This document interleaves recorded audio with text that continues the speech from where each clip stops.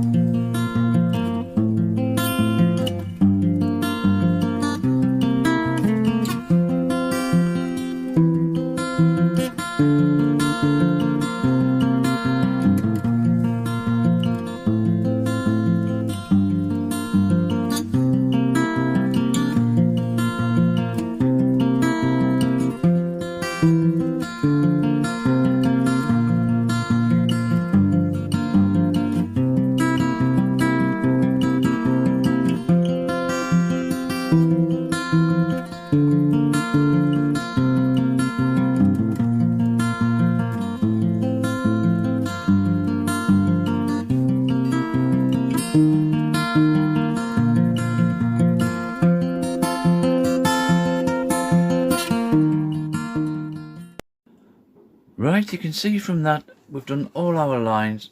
That took literally 5 minutes, if that. So they're quite deep, those ones there.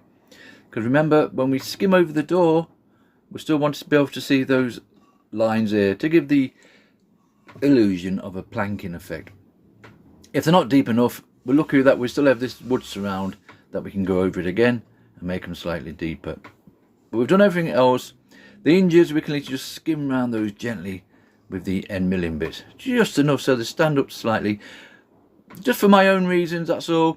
If you're not into that, you could just paint those on there, but you will see when it's done how those little hinges stand up against that, and then that's lowered that, and then that's lowered that, and the handle should stand out nice as well. Right, so we've done with our little CNC bit.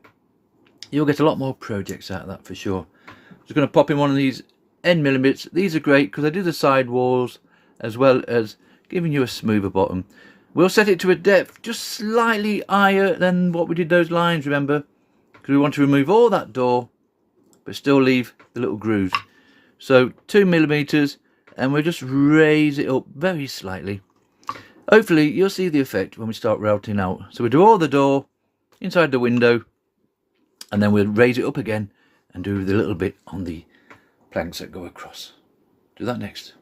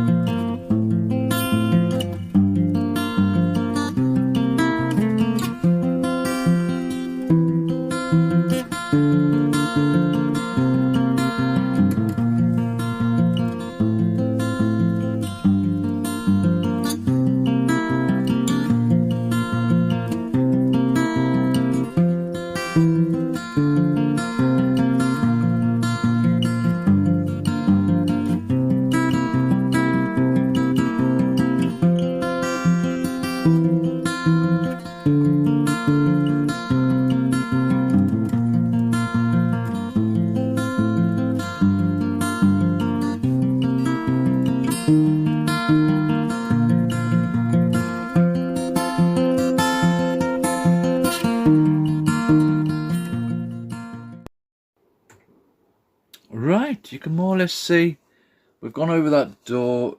We just get it right. You can still see the lines of the planking effect, and that's plenty. Once we put our wood stain on there, the stain will go into there and make them really dark, and they'll stand out really nice. So you notice we've done all the door. We've got the little handle just standing proud slightly, same height as the support pieces, we're going to call it. So what's next? Simply just gently go around these hinges just so they stand up a little bit. That's just my own little personal thing.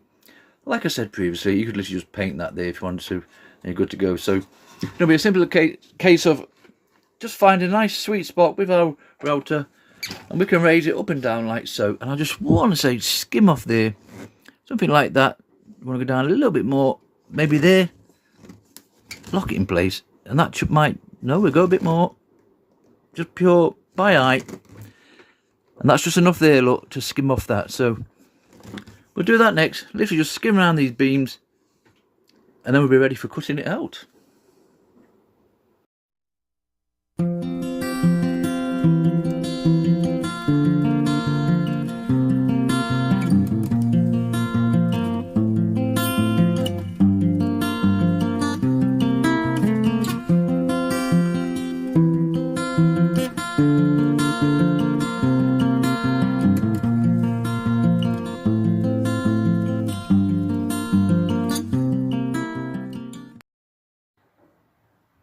Right, we've made it all the way around. We've done our door, we've done the planks, and you might just be able to see that we've done our hinges.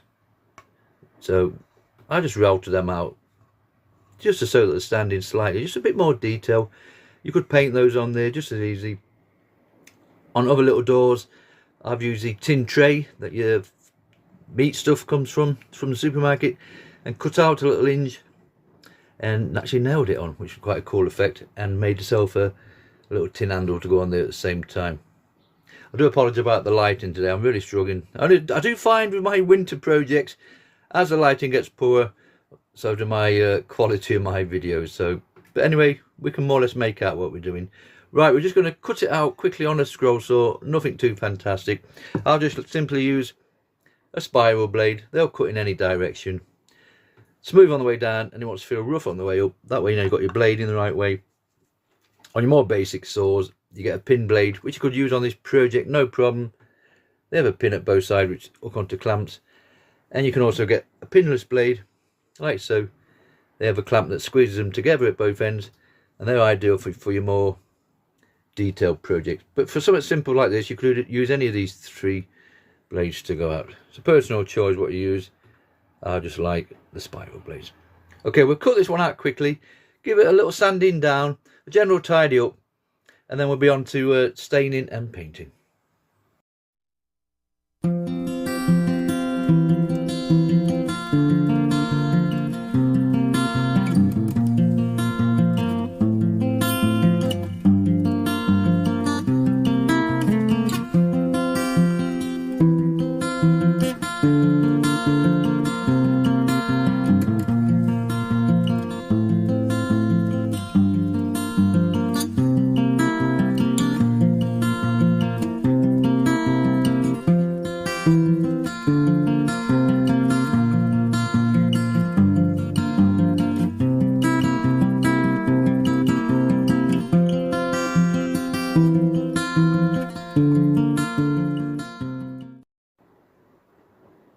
Right, that took literally minutes to cut out, so we certainly had no issues with that. And there's our basic shape of our little Hobbit door, fairy door. So they'll stand up nicely in the garden once it's all finished. Now I'm just going to go around with my flexi cable. Cannot recommend one of these enough. Just simply attaches to the end of your Dremel. And I get these cheap eBay special engraving bits. And they're ideal for clearing out with and just general tidying up. And we use one with a nice flat end on. And we'll just get inside these to make sure we get all the sawdust out. And on the end, we'll just round it off and just give it a bit more shaping down. General tidy up, nice bit of sandpaper. We'll get one with a round end on, just make these little holes in the hinges, like so. But remember, we are going to pop some little nails in there. And maybe a sanding drum on the side section. And good old sandpaper. So we'll tidy it all up first, and then when we come back next, we'll be on for staining and painting.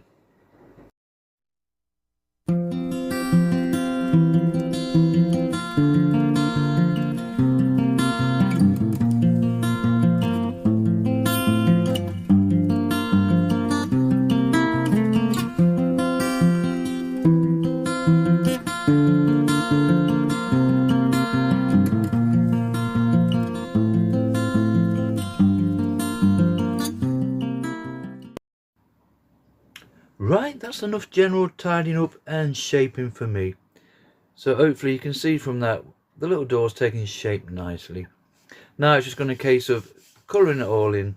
We're going to use a bit of wood dye for the door and the support frames there, as we're going to call it, and the little window there. And then we're going to find some acrylic paint, water it down nicely, and make a little stain for the outside. Now for the door itself, if I can just find the right one, just a wood dye, light teak. We'll use that for the door, and then for the other supporting bits, just so it stands out separate, we'll use a dark teak. This stuff's really nice, it goes on really easy.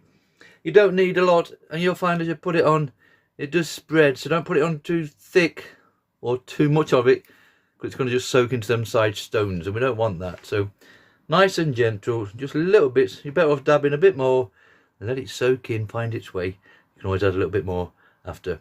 And then when we get the acrylics, we'll do the stonework, and we'll put some black hinges on and a black handle. And then we'll come back and drop our little nails in there just to finish it off with, and then give a nice spray varnish. And this little project will be heading towards the finishing line. Let's just pop this stain on first, and then we'll do the acrylic afterwards.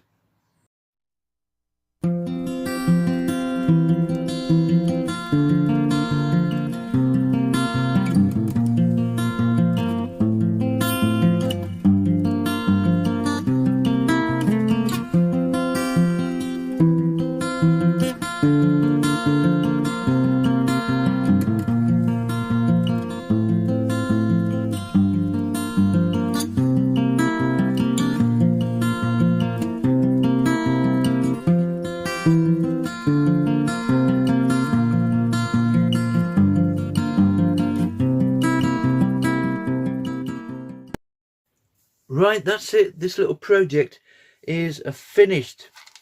I managed to find myself some little tack nail thingies, and we just banged them into the door there, 2 in each inch, as you can see, and we put a couple in the handles itself. And that's it. This little project is finished. You'll notice from that nice shine, we just sprayed 3 or 4 coats of a gloss spray. I've got no preference. Whatever's kicking about at the time is what I'll grab. And that's it. This little fun project started off on a rainy day, and the next day it's all turned out nice. Hopefully just like this little project will look when we place it in the garden. Ideal for the bottom of a fence, in a gate, or the base of a tree. Just nice little fun projects really to fill in a rainy afternoon. So it measures in at 6 inches by 5 inches across. We use our little CNC bits to do our main lines, as you can see down there, and the woods across. Then we use end milling bits just to clear out this main section and inside the little windows there. And remember our lines there. And then we put a bit of black paint in there, acrylic paint, painted the grey there to give it the rock stone effect. And we had light teak and dark teak and a bit of black for the handles and hinges. And that's it. Just a nice little fun project on a bit of fencing wood that we would probably have thrown away. And that's it. Our little fairy door, goblin door, hobbit door is now finished. Thank you very much for watching.